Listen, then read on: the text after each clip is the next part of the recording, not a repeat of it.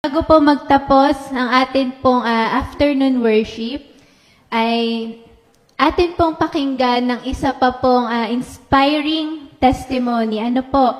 Ng isa nating kapatid. Siya po ay newly converted from Catholic to Seventh-day Adventist. And kanina lang po mga kapatid, siya ay bumiyahe from Caloocan to Batangas, to Wawa, para siya po ay mag-speak doon. At ngayon ay kasama po natin siya. Siya po ay magbibigay din ng kanyang testimony ngayong hapon na ito. Yan po. Ang kanya pong pangalan ay Brother Lanmar Santiago. Ibigay po natin sa kanya ang pagkakataon. Maraming salamat sa inyo mga kapatid. No? Bagaman kakaunti lang yung panahon na ibinigay sa atin para tayo makapagsama-sama, ay ako'y nagpapasalamat sa Panginoon sapagkat nakasama ko kayo sa ating pagsamba sa ating Panginoon ngayong araw ng Sabat na ito. Mga kapatid, sa totoo lang, ayoko po sanang magpakilala sa inyo kasi nahihiya ako dahil tanging ang Panginoon lamang ang dapat nating itaas. Pero sana sa aking pagtayo, panalangin ko at panalangin natin mga kapatid, na ang Panginoon ang siyang maitaas at maibalik sa Kanya ang lahat ng kapurihan. Ako po ay magsisimula mga kapatid sa isang yung kasaysayan ng aking conversion. Ako po ay dating Iglesia ni Cristo. 5 years po kong Iglesia ni Cristo at ako po ay dating mga awit. Ayan.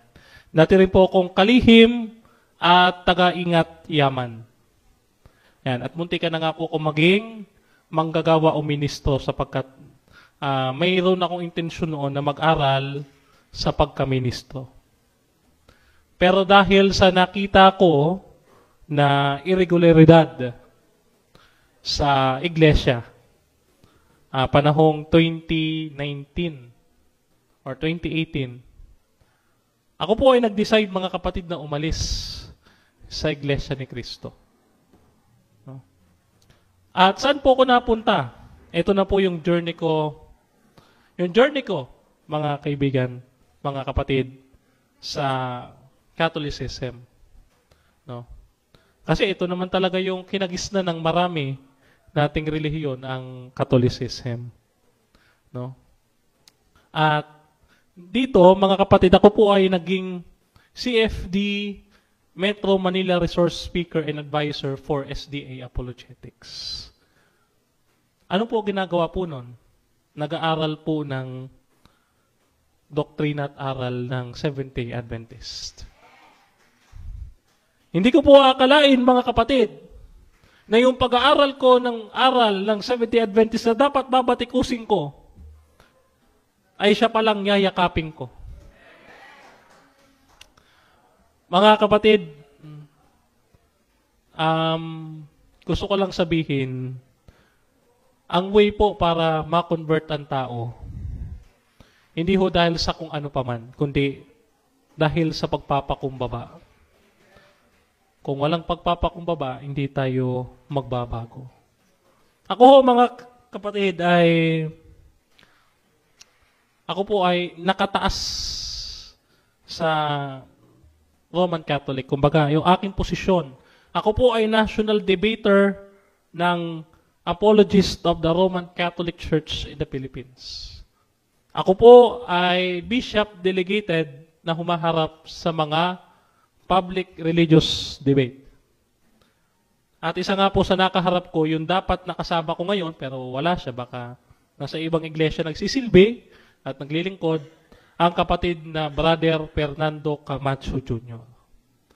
Siya dapat ang kasama ko sa araw na ito. No? Bagaman, gayon maman, nandito ako mga kapatid para sabihin sa inyo na ako po ay nag-decide nitong nakaraan. Wala silang kaalam-alam, mga kapatid. Yung mga sumusunod sa akin, mga kaibigan ko sa Catholic Church, Hindi ko sila kinausap kasi ayokong hadlangan nila ako. At ayoko rin silang makaaway. Then, tumawag ako sa elder natin. Sabi ko, Doc, magpapabaptize na ako. Yan sabi ko. Sabi niya talaga, paano yan? Wala tayong mga pastor ngayong December. Alam nyo, nag-iisa pang problema ito. Wala tayong mga pastor ngayong December. Ang Panginoon gumawa ng daan. Sabi niya, pumunta ka ng Klaa. Alam niyo yung Klaa sa Pampanga? Doon ho ako nabautismuhan. December 4 ng taong ito. Kaya mga kapatid, hindi ko po hahabaan. Kasi actually, nahihiya ko. Wala akong dalang kanta. Pero, pwede rin naman ako kumanta. Pero, sasabayan niyo ako. Okay. Kasi itong kantang to pinag-isipan ko kanina pa. Sabi ko, pag ako ang magbibigay ng testimony sa inyo,